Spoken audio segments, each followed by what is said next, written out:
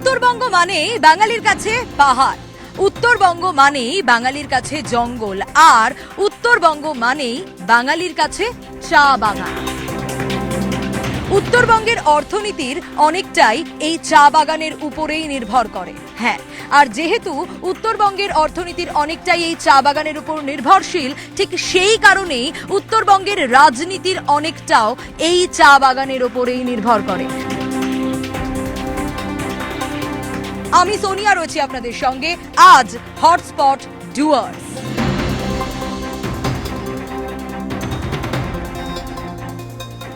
বিশ্বজোড়া খ্যাতি রয়েছে দার্জিলিং চায়ের, তবে সবচেয়ে বেশি চা উৎপাদন হয় এই ডুয়ার্সের মাটিতে।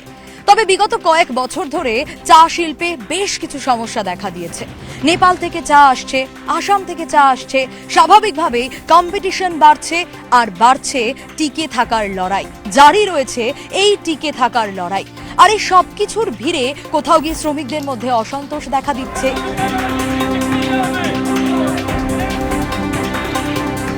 আর এই শ্রমিকদের অসন্তোষ দেখা দেওয়ায় তার ফাঁক ফোকর দিয়ে কোথাও দিয়ে গোটা বিষয়টায় রাজনীতি ঢুকে পড়েছে। চায়ের অঙ্ক কিন্তু বেশ কঠিন। চা বাগানে মজুরি নিয়ে এবং মিনিমাম ওয়েজ বোর্ডের আমি চেয়ারম্যান, 67 টাকা ছিল মজুরি। সেখান থেকে এটা বাড়তে বাড়তে এখন যে জায়গায় গেছে 270-75 টাকা, 80 টাকা, এবং এর সাথে তাদের রেশন, তাদের ট্রেস, তাদের হসপিটাল, তাদের ট্রিটমেন্ট এবং চা সুন্দরীর মাধ্যমে তাদের ঘর তৈরি করে দেওয়া, হাসপাতাল তৈরি করে দেওয়া, যোগাযোগ ব্যবস্থা, তাদের লেখাপড়া, তাদের জন্য বাসে করে বাচ্চাদের স্কুলে নিয়ে যাওয়া, সব কিছু মিলে এবার চা বাগানের শ্রমিকরা আরও ঐক্যবদ্ধভাবে এই তৃণমূল গভর্নমেন্ট এবং মমতা বন্দ্যোপাধ্যায়ের যে উন্নয়নের কাজ তাকে দুহাত ভরে আশীর্বাদ করে। পশ্চিমবঙ্গের রাজ্যের সরকারের ভূমিকাটাই হচ্ছে চা বাগান বিরোধী।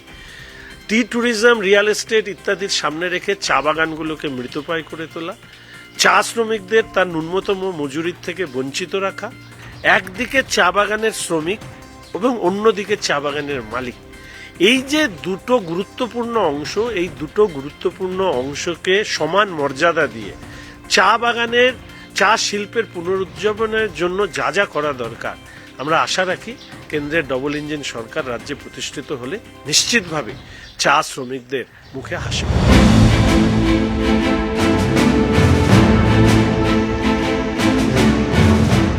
আর এই হটস্পট যখন আমরা ঘুরে দেখছি, তখন চা শ্রমিকদের অভাব, অভিযোগ, তাদের কথাও তো শুনবো। তার কারণ তারা কিভাবে দিন কাটান, তারা কি বলছেন, কিভাবে চলে, তাদের কতটা অভাব রয়েছে আর কতটা সমাধানই বা তারা পেয়েছে।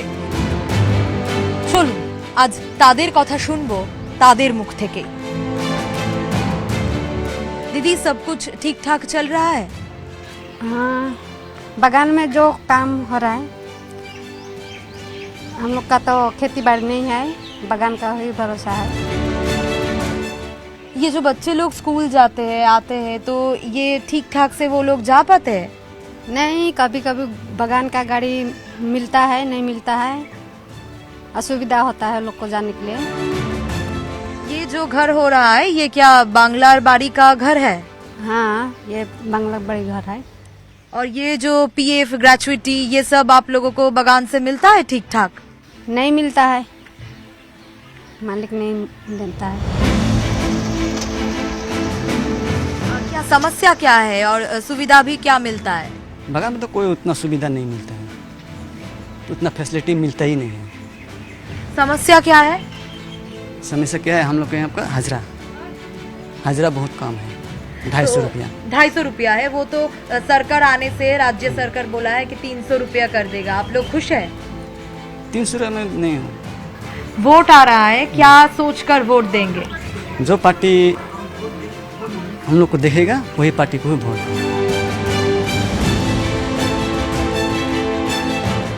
हम लोग का बागान में तो बोलने से मैम बहुत समस्या है। सरकार द्वारा तो हम लोग को ममता दीदी दे रहा है, मतलब आजकल तो 1500 हो गया, बहुत सहारा हो गया हम लोग को। लक्ष्मी भंडार? हाँ, लक्ष्मी भंडार मिल रहा है। खुश है आप लोग? हाँ, खुश है हम लोग। हम लोग का बागान का पैसा तो इधर उधर होके ख़त्म हो जाता है ना, वही तो लक्ष्मी भंडार है जो हम लोग का अकाउंट में बसता है। এই যে রাজনীতি এত চা বলয় নিয়ে হয়, নেতারা আসে বাগানে দেখে আপনাদের? বাগানে কি আসবে, ওরা ওরা অনেক কম আসে ওরা।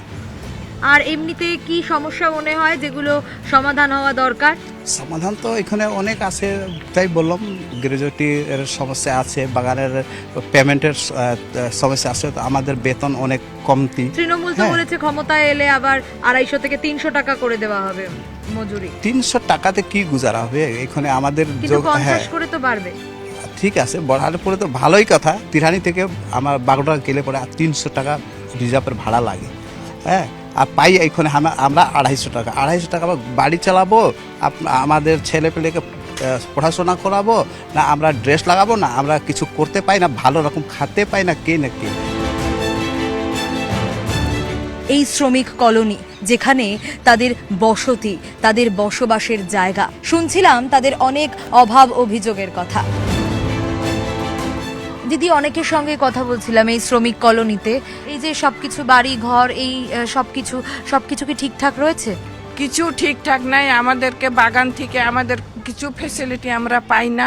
হ্যাঁ, ঘর রিপেয়ারিং পাচ্ছি না, ঘর পাচ্ছি না। আমাদের যত কিছু আমাদের মমতা দিদি আছে সরকার, উনি আমাদেরকে দিচ্ছে, ওই নিয়ে আমরা এখন সন্তুষ্ট আছি। না হলে আমাদের কোম্পানি থেকে কিচ্ছু ফ্যাসিলিটি আমরা পাচ্ছি না।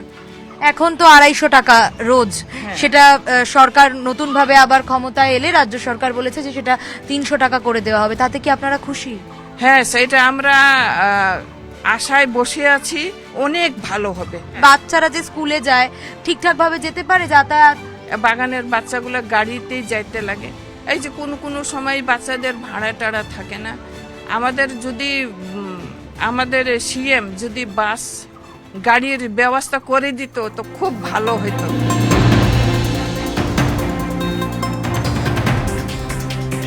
চা বাগান অঞ্চলের শ্রমিকদের ভোট সবসময় গুরুত্বপূর্ণ রাজনৈতিক সমীকরণ তৈরি করে। এই সবুজ চা বাগানগুলো শুধুমাত্র উত্তরবঙ্গের সৌন্দর্য নয়, এই প্রত্যেকটা চা বাগানের সঙ্গে শ্রমিকদের পরিকল্পনা, ভবিষ্যতের পরিকল্পনা, তাদের জীবনযাপন সবটা জড়িয়ে থাকে। আর তাই ঘুরে দেখলাম হটস্পট ডুয়ার্স, কথা বললাম, অভাব অভিযোগ শুনলাম, সমস্যা সমাধান কতটা হয়েছে সেটাও শুনলাম। হটস্পট ডুয়ার্স আজ এ পর্যন্তই। দেখা হবে আবারও আপনাদের সঙ্গে অন্য কোনো হটস্পটে।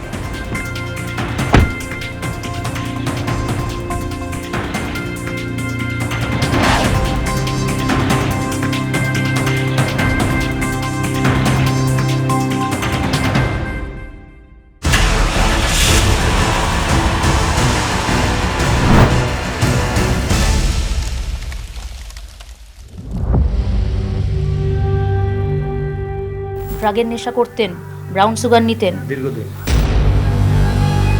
ব্রাউন সুগার নিতেন? হ্যাঁ, বিষয়টা অনেকদিন থেকে আগে থেকে চলছে ব্যাপারটা। এটা একটা ব্যবসায় পরিণত করেছে, কিছু মাফিয়া আছে ব্যবসায়ী। প্রতি মুহূর্তে আমরা কিন্তু আতঙ্কিত। প্রকৃতপক্ষে এটা কালিয়াচকের সমস্ত মানুষের কাছে এই ঘটনা প্রবাহ লজ্জার।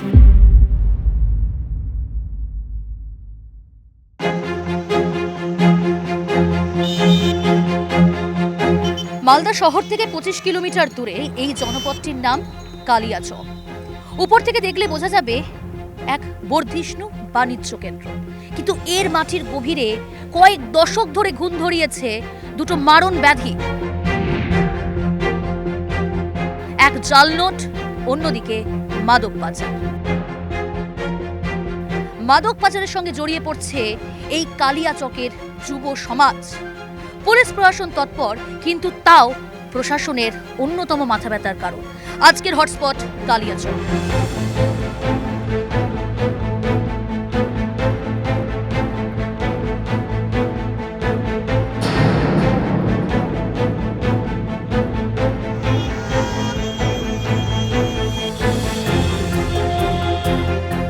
এই কালিয়াচকের মজমপুর গ্রামে নামটা জড়িয়ে গেল মাদক পাচার, মাদক চক্র। আগে জাল নোট বলা হতো, জাল নোটের প্রবেশদ্বার, তারপরে হলো মাদক চক্র, মাদক পাচার। কি মনে হচ্ছে এই যে এই গ্রামের নাম জড়িয়ে গেছে, কালিমা লিপ্ত হচ্ছে মাদক চক্র, মাদক পাচার, সত্যি এখানে যুব সমাজ কতটা আকৃষ্ট? না, এখানে হচ্ছিল, এখন প্রায় কমে গেছে, সেরকম আর নাই, দেখতে পাচ্ছি না আমরা, আমাদের চোখে পড়ে না। কিছু কিছু লোককে ধরা হচ্ছে, ওদেরকে ধরে নিয়ে যাচ্ছে, ব্রাঞ্চগুলো নিয়ে যাচ্ছে। এটা একটা ব্যবসায় পরিণত করেছে, কিছু মাফিয়া আছে ব্যবসায়ী, তারা এই জিনিসটাকে মানে অগ্রহ চালাতে চায়। এটা মাদক মুক্ত সমাজ গড়ুক, এটাই আমরা চাই আর কি। সাধারণভাবে আমরা চাই কি যে হ্যাঁ হ্যাঁ পুলিশকে তো আমরা সহযোগিতা করি আর কি। বিষয়টা অনেক দিন থেকে আগে থেকে চলছে ব্যাপারটা। এখন দেখতে পাচ্ছি, আমি যেহেতু এখানে 15 বছর থেকে সার্ভিস করি, আগের থেকে অবস্থার পরিবর্তন 90% হয়ে গেছে। যুব সমাজ জড়িয়ে যাচ্ছে। আপনি একজন মহিলা, আপনার পরিবার কিংবা আপনার প্রতিবেশীর কোনো পরিবারের সন্তান যদি এই ধরনের কাজে যুক্ত হয়, কতটা অসুবিধার মধ্যে পড়তে হয়? কি চাইছেন মহিলা হয়ে আপনি? ভালো চাইছি, আমাদের যেন কি কেউ আর খাওয়া দাওয়া না করে, সুস্থ থাকে, ভালো থাকে, যেন এসব কাজ আর না করে।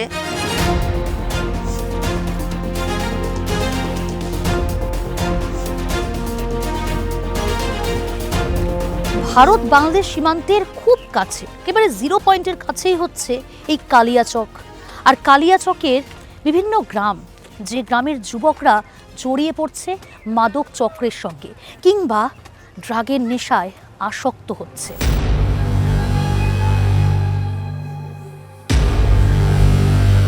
এই মাদক পাচার, ড্রাগের নেশা একজন চিকিৎসক হিসেবে কিভাবে দেখছেন? পরিসংখ্যান কি কমেছে না আগের থেকে বেড়েছে বলুন তো, এই ড্রাগ যারা নেশা করছে? আমি মনে করি জাস্ট একটি পয়েন্ট, সেটা এখানে ছাত্র সমাজ এবং যুব সমাজের মধ্যে একটা প্রবণতা লক্ষ্য করা যাচ্ছে বেশ কিছুদিন ধরেই, যে আমি রাতের মধ্যেই কি করে আমি কোটি টাকার মালিক হব।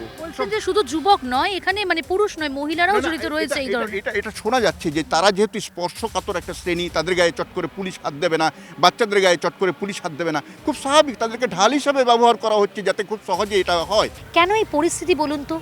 রাজনৈতিক প্রশ্রয় রয়েছে নাকি ভৌগোলিক অবস্থান কিছুটা হলেও দায়ী?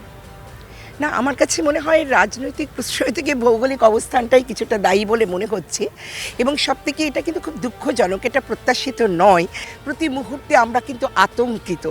এবং শুধু আজকে আপনারাই নন, আমরা বারবার টিভি খুললেই মনে হয় যেন আবার একটা কোনো নিউজ আসবে কালিয়াচক সম্পর্কে। এবং এই ক্ষেত্রে আমরা মোটিভেশন হিসেবে আমরা বিভিন্ন শিক্ষা প্রতিষ্ঠান, বেসরকারি শিক্ষা প্রতিষ্ঠান, আমরা পরিবারের কাছে যাচ্ছি। আমরা সফল হচ্ছেন সেখানে? না, আমরা যাচ্ছি, কিন্তু আমরা একেবারেই যে সফল সেটা বলবো না, তবে কিছুটা হলেও এই যে ধরুন আমাদের এসপি সাহেব ভীষণ কাজ করে চলেছেন এবং গ্রামে গ্রামে পথ পরিক্রমণ করেছেন। মোজাম্পুরের একটা আলাদা জায়গা আছে আমার কাছে, আমি এখান থেকে আমার হাতে করি হয়েছে ক্রাইম ওয়ার্কে। আমাদের আজকে যে এখানে বসার উদ্দেশ্য, মোজাম্পুর এরিয়াতে যাতে শান্তি থাকে।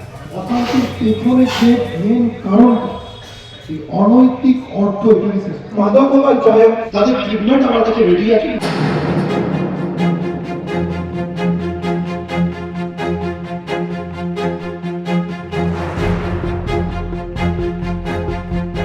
কালিয়াচকের আকাশ জুড়ে শুধু অন্ধকার নেই, আছে ঘুরে দাঁড়ানোর জেদ। আর তাই স্থানীয় থেকে সমাজকর্মীরা তারা এগিয়ে এসেছেন মাদক মুক্ত এই কালিয়াচক তৈরি করার জন্য। তৈরি করেছেন রিহ্যাব সেন্টার। আচ্ছা, রিহ্যাব সেন্টার তো খুলেছেন, কীরকম পরিসংখ্যান আপনার এখানে? সংখ্যা কি কমেছে? এরা ব্রাউন সুগার আমাদের মালদা ডিস্ট্রিক্টের মধ্যে অ্যাভেলেবেল হয়ে গেছে, আর এটার জন্য কাজকর্ম কম আছে বলে সংখ্যাতে এরা জড়িয়ে যাচ্ছে, ভেসে যাচ্ছে। কিভাবে তাদের চিকিৎসা পদ্ধতি কিভাবে হয়? আমার এখানে তাদের ডাক্তার দিয়ে চিকিৎসা করানো হয়, যেমন physician doctor, psychiatrist doctor, counselling doctor, এদিকে ডাক্তারের মাধ্যমে রিকভারি হতে খুব তাড়াতাড়ি রিকভারি হয়ে যায় এবং রিকভারি হয়ে এখন অনেকজন ভালো আছে।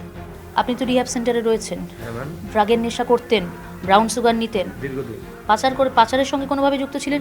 না, আমি জাস্ট খেতাম, ইউজিং করতাম। তা কোনো একটা দিক দিয়ে ক্রাইম করতে গিয়ে থানায় ধরা পড়েছিলাম কোনো একটা থানাতে। সেই থানা থেকে আমাকে এখানে প্রোটেকশন করেছে। তা আমার বাড়ির লোক কেউ আসেনি, মানে দীর্ঘ 2 বছর কেউ আসেনি। তা আসছে না দেখে লাস্টে স্যার বললো যে কেউ যখন আসছে না, তুই তার এক কাজ কর, বাইরে গিয়ে কেন নেশা পান করবি, আমাদের এখানেই সার্ভিস দে। তা আমি রিয়েলাইজেশন করলাম যে না, সত্যি আমার জন্য ভালো। পরিবারের সাথে যোগাযোগ আছে এখন? এখন এখন এই আস্তে আস্তে আস্তে আস্তে হচ্ছে, যত আমার এখানে সার্ভিস দিচ্ছি, ভালো থাকছি, দেখছে বাড়ির লোক, আস্তে আস্তে ফের পরিবারটা জয়েন্ট হচ্ছে। ব্রাউন সুগার নিতেন? হ্যাঁ। পাচারের সঙ্গে কোনোভাবে যুক্ত ছিলেন নাকি? না। এটাতে কি বলবেন? আপনিও তো ছিলেন, সেই অন্ধকার জগৎ থেকে বেরিয়ে এসেছেন, কি বলতে চান আপনি? এটা নেশা না থাকাই ভালো, অনেক শেষ করেছে সব।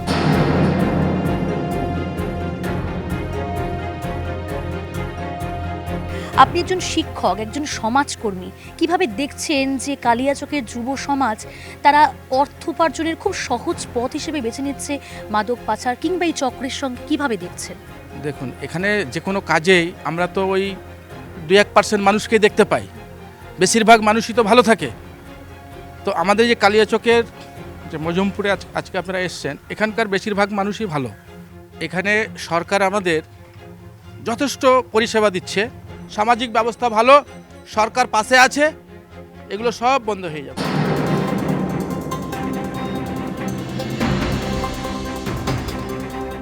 জাতীয় সড়কের ধারে কালিয়াচক, যেখানে মাদক পাচার হচ্ছে, একসময় জাল নোট কারবারি ছিল, পুলিশি ধরপাকড় চলছে, কোটি কোটি টাকার মাদক বাজেয়াপ্ত হয়েছে। কিন্তু শুধু কি পুলিশ প্রশাসন অভিযানই যথেষ্ট? প্রশ্নটা থেকেই যায়। আর একই সঙ্গে এই প্রশ্নের উত্তর লুকিয়ে আছে এই কালিয়াচকের নাগরিক সমাজ, সচেতন যুব সমাজ এবং সাধারণ মানুষের লড়াইয়ের মধ্যে।